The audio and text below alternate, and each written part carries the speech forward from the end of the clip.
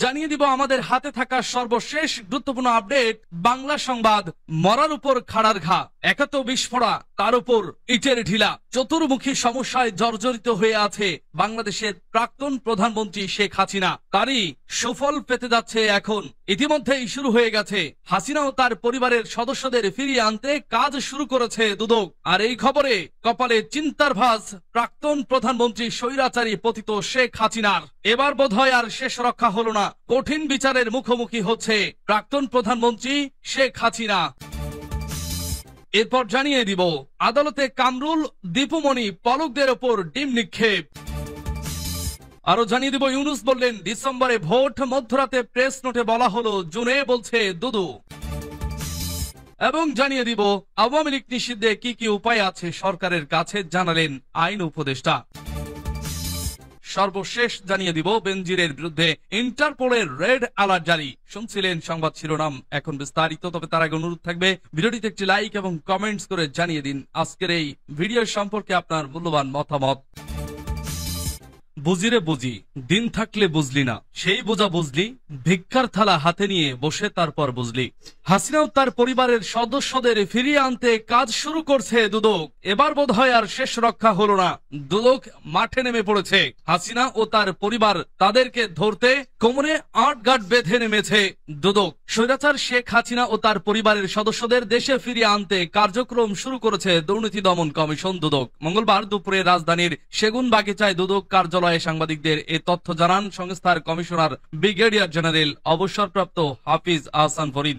তিনি বলেন শেখ হাসিনা ও তার পরিবারের সদস্যদের ফিরিয়ে আনতে কার্যক্রম শুরু করেছে দুদক। এ সময় তিনি শেখ হাসিনার ভাগ্নি ও ব্রিটিশ প্রতিমন্ত্রী টিউলিপ সিদ্দিকী সম্পর্কে বলেন, টিউলিপ সিদ্দিকীকে বাংলাদেশের নাগরিক হিসেবে বিচারের মুখোমুখি করা হবে। জুলাইয়ের ছাত্র জনতার গণ অভ্যুত্থানের মুখে শেখ হাসিনা ও তার বোন শেখ রেহানা ভারতে পালিয়ে যান। অন্তর্বর্তী সরকার দায়িত্ব গ্রহণের পর শেখ হাসিনা ও তার পরিবারের সদস্যদের বিরুদ্ধে হত্যা, গুম, দুর্নীতি, জালিয়াতি ও ক্ষমতার অপব্যবহারের অভিযোগে একাধিক মামলা হয়। এসব মামলায় আদালত বিভিন্ন সময়ে অনেকের বিরুদ্ধে গ্রেপ্তারি পরোয়ানা জারি করেন। বাতিল করা হয় শেখ হাসিনার পাসপোর্টও। সর্বশেষ নির্বাচন কমিশন এসি শেখ হাসিনা ও তার পরিবারের 10 সদস্যের জাতীয় পরিচয়পত্র এনআইডি লক করে দিয়েছে।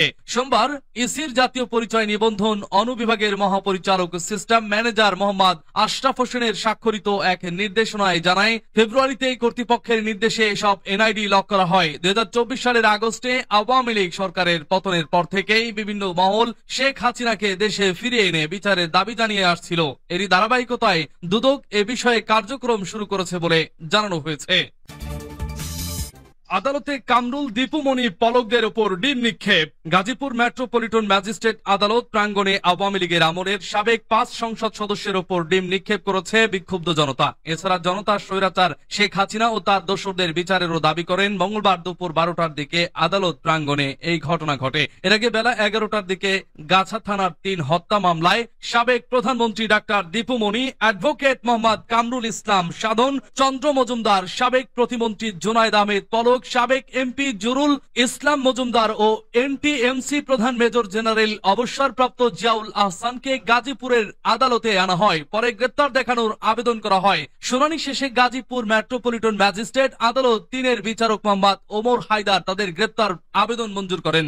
আলোচিত এসব বন্দীকে আদালতে আনার পর বিক্ষোভ মিছিল করেন বিএনপি পন্থী আইনজীবীরা। এ সময় বিক্ষুব্ধ জনতা এসব সাবেক মন্ত্রী, প্রতিমন্ত্রী ও এমপির ওপর ডিম নিক্ষেপ করেন। পরে তাদের কেরানীগঞ্জ ও কাশিমপুর কেন্দ্রীয় কারাগারে নেওয়া হয়। গাজীপুর মহানগর কোর্ট পরিদর্শক আহসান উল্লাহ চৌধুরী গণমাধ্যমকে বলেন, গাছা থানার 3 হত্যা মামলায় আসামিদের আদালতে হাজির করে গ্রেপ্তার দেখানোর আবেদন করা হয়। শুনানি শেষে আদালত গ্রেপ্তার দেখানোর আবেদন মঞ্জুর করেন। এদিকে আসামিদের আদালতে হাজিরকে কেন্দ্র করে সকাল থেকেই আদালত পাড়ায় কঠোর নিরাপত্তা ব্যবস্থা গ্রহণ করা হয়। 2টি পৃথক প্রিজন ভ্যানে করে আসামিদের কেরানীগঞ্জ ও কাশিমপুর কারাগার থেকে আদালতে আনা হয়। বুলেট প্রুফ জ্যাকেট ও হেলমেট পরিয়ে তাদের আদালতের এজলাসে তোলা হয়। শুনানি শেষে আবারও কঠোর নিরাপত্তায় কারাগারে ফিরিয়ে নেওয়া হয়। আসামিদের মধ্যে ডাক্তার দীপুমণি, জুনায়েদ আহমেদ পলক ও সাধন চন্দ্র মজুমদারকে কাশিমপুর কেন্দ্রীয় কারাগারে এবং বাকিদের ঢাকার কেরানীগঞ্জ কেন্দ্রীয় কারাগারে পাঠানো হয়েছে। ইউনূস বললেন ডিসেম্বরে ভোট, মধ্যরাতে প্রেস নোটে বলা হলো জুনে, বলছে দুদু। নির্বাচনের জন্য আন্দোলনের দরকার নেই বলে মন্তব্য করেছেন বিএনপির ভাইস চেয়ারম্যান শামসুজ্জামান দুদু। মঙ্গলবার সকাল 10:30টার দিকে কুড়িগ্রাম জেলা শহরের আলমাস কমিউনিটি সেন্টারে আয়োজিত এক কর্মশালায় তিনি একথা বলেন। শামসুজ্জামান দুদু বলেন, অন্তর্বর্তী সরকারের প্রধান উপদেষ্টা ডক্টর ইউনূস সম্প্রতি ডিসেম্বরে নির্বাচন করবেন বলেছিলেন, তারপর আবার মধ্যরাতে সংশোধন করে প্রেস নোট দিয়ে জুনে নির্বাচনের কথা বলেছেন। দেশের কল্যাণে ও স্থিতিশীল পরিস্থিতি ফিরিয়ে আনতে জাতীয় নির্বাচনের বিকল্প নেই। আমরা চাই যত দ্রুত সম্ভব সংস্কার করে নির্বাচন দেওয়া হোক, এজন্য আন্দোলনের দরকার নেই। তিনি আরো বলেন, 31 দফা বিএনপির একার না, বিএনপি কি করবে ক্ষমতায় গেলে সে প্রসঙ্গগুলো 31 দফায় বিস্তারিত আছে। সংস্কারের প্রশ্নে বাংলাদেশকে এগিয়ে নেওয়ার জন্য 31 দফার বিকল্প নেই। আওয়ামী লীগ নিষিদ্ধে কি কি উপায় আছে সরকারের কাছে জানালেন আইন উপদেষ্টা।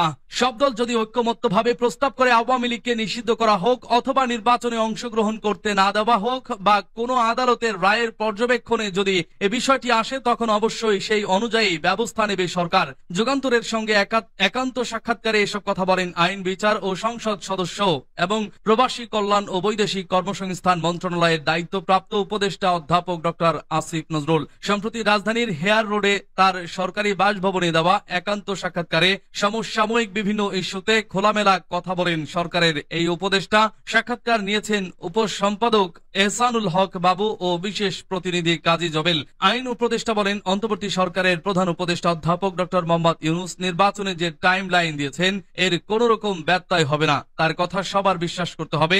যুগান্তরের পক্ষ থেকে জানতে চাওয়া হয়, অন্তর্বর্তী সরকার গঠন প্রক্রিয়ায় আপনার বিশেষ ভূমিকা ছিল, ওই সময়ে আপনার সামনে কি কি চ্যালেঞ্জ ছিল? জবাবে অধ্যাপক ডক্টর আসিফ নজরুল বলেন, আমি এটা নিয়ে এখনই বিস্তারিত বলতে চাই না, কারণ আমি তো গোপনীয়তার শপথ নিয়েছি। ব্যক্তিগত ভূমিকার চেয়ে সরকারের প্রতি আমার যে দায়িত্বশীলতা, সেটার দিকে বেশি লক্ষ্য রাখা উচিত। পরে আমি বিস্তারিত বলবো না, শুধু এটুকু বলবো, আমার প্রচেষ্টা ছিল অভ্যুত্থানের পক্ষে যত শক্তি আছে তাদের মধ্যে যেন ঐক্য থাকে এবং গণ অভ্যুত্থানে নেতৃত্বদানকারী ছাত্র নেতাদের ভয়েসটা যেন যথেষ্ট সম্মান ও গুরুত্বের সঙ্গে গ্রহণ করা হয়, সেই প্রচেষ্টা ছিল। তিনি বলেন, ওই সময় আমি সবার মধ্যে এক ধরনের কঠিন ঐক্য, সমঝোতা, পরস্পরকে বোঝার প্রচেষ্টা, পরস্পরের প্রতি শ্রদ্ধাবোধ দেখেছিলাম। অন্তর্বর্তী সরকার গঠনের পরবর্তীকালে কোন সময়ে যেটার অভাব দেখেছি এবং তা দেখা মাত্র আমার মনেই আশঙ্কা তৈরি হয় যে গণ অভ্যুত্থানের পক্ষ শক্তির মধ্যে মতভেদ থাকবে, মত ভিন্নতা থাকবে, কিন্তু বড় ধরনের কোনো বিরোধ যেন না থাকে। ওই সময়ে মতবিরোধ থাকলে আমরা কঠিন চ্যালেঞ্জগুলো মোকাবেলা করতে পারতাম না। বেনজিরের বিরুদ্ধে ইন্টারপোলের রেড অ্যালার্ট জারি। পুলিশের সাবেক মহাপরিদর্শক বেনজির আহমেদের বিরুদ্ধে রেড অ্যালার্ট জারি করেছে ইন্টারন্যাশনাল ক্রিমিনাল পুলিশ অর্গানাইজেশন।